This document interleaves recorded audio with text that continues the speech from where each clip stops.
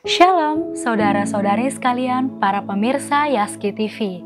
Semoga Anda dalam keadaan baik dan berlimpah sukacita dalam Tuhan. Cerita Kasih adalah kumpulan kesaksian dari program misi, baik online Yaski Radio dan Yaski TV, serta onsite Radio Heartline Network. Dan Cerita Kasih akan tayang 1 bulan sekali. Di perjumpaan kali ini, kita saksikan cerita kasih dari Ibu Ani Putu Aryani. Simak kesaksiannya sampai selesai.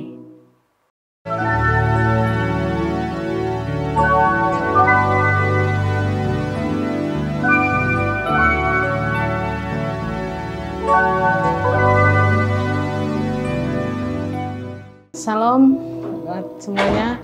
Kenalkan, nama saya Ani Putu Aryani. Saya seorang ibu tunanetra. Kami suami istri tunanetra dan pekerjaan kami setiap harinya itu sebagai tukang pijat. Kami mencari nafkah lewat hasil pijat itu, menyekolahkan anak-anak dan semuanya itu juga lewat pijat itu. Anak kami ada 3. Yang satu sudah lulus D1, yang nomor 2 masih kuliah, baru semester 2. Yang nomor 3, yang Budi itu kelas 5 SD. Rumit sih sebenarnya, tapi hasilnya luar biasa bersama Tuhan. Tuhan itu betul-betul dahsyat, juru selamat Tuhan kita yang hidup ya. Yang dahsyat, pokoknya luar biasa, membantu setiap umatnya yang percaya gitu ya. Saya percaya Tuhan itu ada, Tuhan itu selalu menyertai saya khususnya ya. Sehingga saya bisa sebagai berumah tangga, seorang tunanetra itu saya sendiri juga heran gitu, kok saya bisa ngasuh anak dari bayi gitu sampai sekarang. Setelah saya renungkan, ternyata itu Tuhan yang jaga anak-anak. Banyak yang tanya kan, anak-anak ada yang jatuh enggak waktu bayi? Itu enggak ada yang jatuh. Saya percaya malaikat itu yang jaga semua.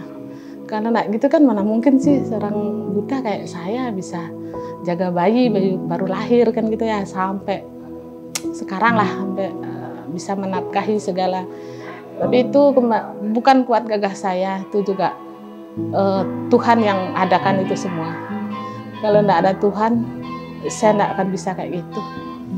Banyak orang teman-teman saya kan yang ya bukan orang percaya lah gitu, enggak lah kayak saya masih lah dia numpang kah, sama bergantung lah sama orang lain gitu. Kalau saya dari orang ya betul-betul dari menikah itu betul-betul mandiri saya. Itu juga pemicunya dari gimana ya, kalau bahasa Balinya itu jengah. Pokoknya saya harus bisa gitu, karena mendengar bulian juga kan itu tidak lepas kan, dari saya itu tidak lepas itu bulian. Masa lajang juga setelah menikah itu bulian pasti ada. Bisa nggak itu kok nikah, nanti mau ngapain kan gitu. Pernah juga saya dengar kayak gitu. Makanya saya ingin buktikan pada mereka-mereka itu bahwa saya bisa, pasti bisa, bersama Tuhan saya pasti bisa. Ya akhirnya saya jalani lah. Ya akhirnya bisa lah seperti ini gitu. Tapi sering sih kekhawatiran itu ada, kayak COVID waktu kemarin itu kan ya.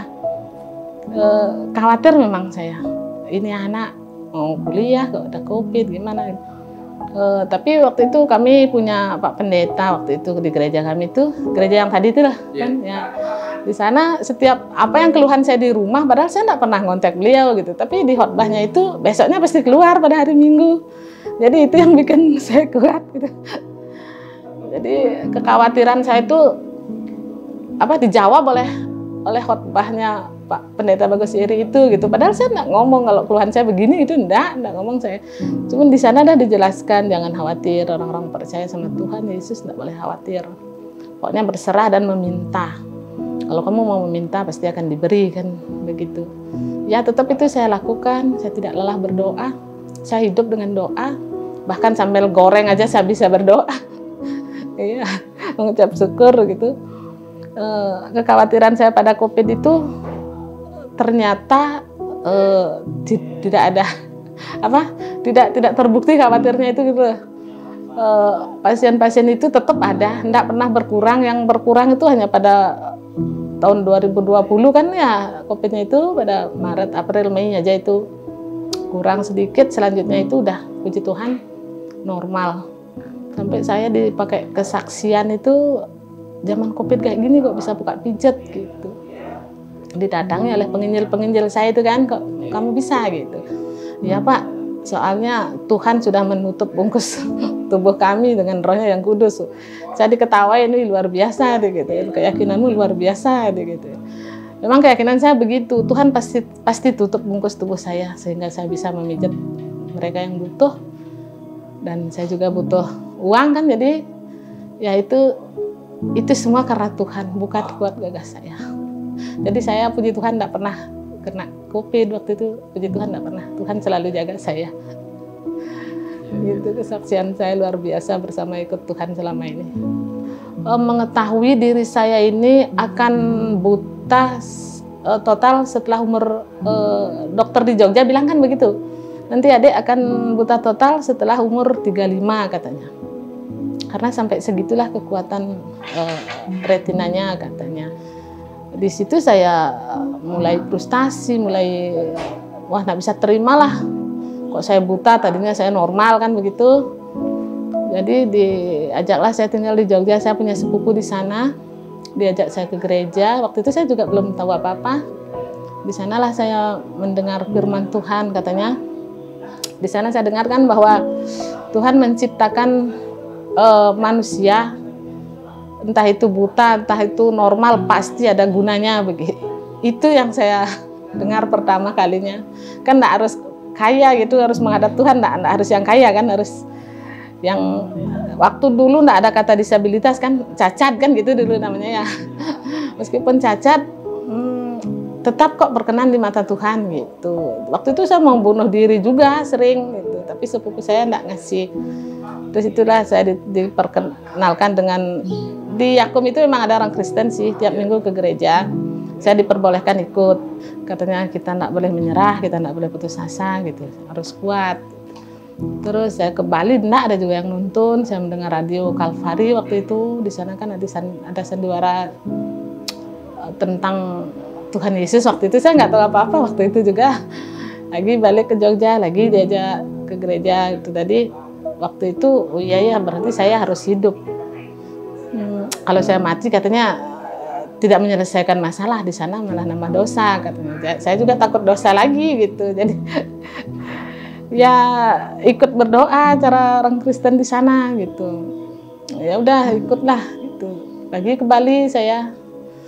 Setelah menemukan jati diri saya bahwa saya harus hidup, saya lupa mati. Waktu enggak mau saya mati lagi, saya harus hidup waktu itu. Baru saya menentukan apa jati diri saya harus mencari sekolah, di mana saya harus sekolah, saya harus nantinya meskipun saya buta, saya harus bisa bekerja. Ketemulah sekolah di Tabanan gitu ceritanya dulu. Nah di sana lagi banyak orang-orang buta yang lebih parah daripada saya. Nah setelah di sana baru saya kembali gimana ya, pokoknya semangat hidup itu tetap ada gitu. Waktu itu di lingkungan itu nggak ada juga orang Nasrani kan, nggak ada waktu itu. Tapi saya tetap di kamar dengar radio waktu itu. Baru-baru kali inilah saya ingat, oh ternyata yang di sandiwara itu tentang Matius lah, tentang Yohanes yang gitu-gitu kan. Gitu. Waktu itu saya belum tahu apa-apa, yang penting saya katanya Tuhan Yesus itu baik. Itu aja yang saya dengar dulu. Setelah mantap dan meyakinkan banget itu, saya menikah, saya punya anak, saya ngekos di sini dah, tapi enggak di sini sih, di sebelah sana. Adalah seorang Kristen juga kos, dia waktu itu muter kesaksian, muter pujian, terus saya ikut mendengarkan, ada yang menginjili dia. Saya nimbrung sana, om boleh enggak saya ikut dengar doa di sini? Oh boleh gitu. Nah di sanalah saya lanjut lagi ikut Tuhan, mulai ke gereja saya waktu itu, mulai beranilah ke gereja waktu itu gitu. Jadi ke gereja di Gianyar, ini namanya pertama kali di Bangli, saya di Gianyar dulu diajak gitu. Jadi oh, ternyata ya damai ikut Tuhan gitu. Dari sanalah saya melangkah sampai sekarang. Itu juga masih banyak lagi pergumulan.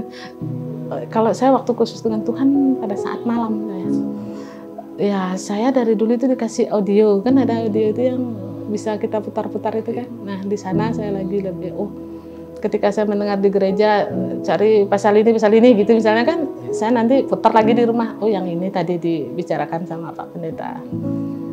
Itu dulu saya juga setelah di Bangli juga saya takut juga ke gereja, masih nggak dikasih suami juga kan gitu. Jadi gereja saya dibilang gereja jalan-jalan karena banyak gereja yang saya tempat ibadah. Terus tahun 2018 karena sudah sana kemari bergereja, saya mencoba untuk ikut ibadah di sini gerejanya Kak Mika ini. Nah, di sana ternyata nyaman. Di sana lah netep saya gitu sampai sekarang jadi jemaat di sana. Sering juga saya dapat rintangan kayak gitu, masih juga terintimidasi, tapi saya tetap tidak kalah, saya tidak menyerah, saya tetap berdoa untuk dia biar Tuhan tetap rangkul dia. Saya punya 3 anak, yang 2 rajin ke gereja, yang nomor 2 Kak Mika tahu jarang ke gereja. Tapi saya tidak malu kalau di depan orang-orang, kan kita bilangnya puji Tuhan itu kan ciri khas kita ya. Kamu Kristen ya? Saya senyum, iya. Kenapa? Saya bilang. Jadi kalau kita udah bilang itu gini dah, pantesan kamu bisa ngekalahin anak segala, bisa kayak gini. Kamu masuk Kristen sih, pasti Kristen yang biayai ya, gitu. Gitu jadinya. Bukan Kristen yang membiayai, tapi Tuhan Yesus yang membiayai lewat orang-orang pijat. Jawaban saya tegas begitu. Bukan Kristennya, kan Kristennya ngasih? Bukan, Tuhannya yang ngasih langsung. Saya bilang. Benar kan? Iya, bukan dari gerejanya. Banyak orang yang masuk Kristen kan bukan dari gerejanya, yang meskipun dikasih kan sembako gitu kalau ada kan, itu pun kalau ada, kalau enggak kan semua orang juga punya anak, punya istri kan begitu. Saya juga enggak mau diistimewakan banget di gereja ini, enggak mau saya diistimewakan banget. Apa yang patut saya bayar seperti mereka itu akan saya bayar. Karena saya juga bekerja kan, Tuhan juga kasih saya pekerjaan ya. Saya kepada mereka berdekat tetap bersaksi tentang kesaksian saya, tentang merawat mereka. Lihat tuh, orang normal aja anaknya nggak sekolah, saya bilang itu. Coba kita kan bisa sekolah itu karena Tuhan. Setiap kali apa yang mereka dapatkan, saya selalu tanamkan itu karena Tuhan. Karena kamu percaya sama Tuhan. Tiap kalau berkumpul kerjaan gitu kan anak saya itu berdoa, kamu berdoa pasti Tuhan jamah, Tuhan dengar, Tuhan jawab doamu, pasti kamu cepat bekerja. Saya bilang gitu. Kalau kamu menjauh maka Tuhanmu akan jauh juga. Saya selalu bilang gitu kepada mereka. Cuma nanya yang nomor 2 ini belum bahkan di luar negeri pun anak saya terus kalau nelpon, ingat jangan penuhi lambungmu aja, penuhi juga rohanimu. Itu udah jarang saya dengar radio ya, karena kesibukan saya yang siang harinya itu kan sampai nggak sempat duduk saya ya, sedang mijat, setelah mijat tuh lagi ngambil cucian atau ke dapur gitu, kecuali malam itu baru udah jam istirahat itu baru saya bisa ngambil HP atau radio atau mendengarkan firman, nunggu jam doa gitu. Berdasarkan pengalaman saya, yang jelas jangan menyerah, gitu. Tetap berdoa dan berdoa. Saya yakin Tuhan pasti mendengar doa semuanya lah, Bapak Ibu semua doanya pasti didengar. Nantinya pasti dijawab. Soalnya sudah saya buktikan sendiri kan, saya selalu berdoa, meminta dan meminta. Tuhan jawab kok, pasti itu. Jadi itu dah, jangan menyerah gitu aja. Tetap percaya sama Tuhan, sebab Tuhan itu menurut saya Tuhan yang hidup. Ibu Ani Putu Aryani adalah seorang ibu yang mempunyai keterbatasan disabilitas, yaitu tidak bisa melihat dan berprofesi sebagai pemijit tradisional. Namun tetap mempunyai iman yang kuat pada Tuhan Yesus. Demikian cerita kasih kali ini.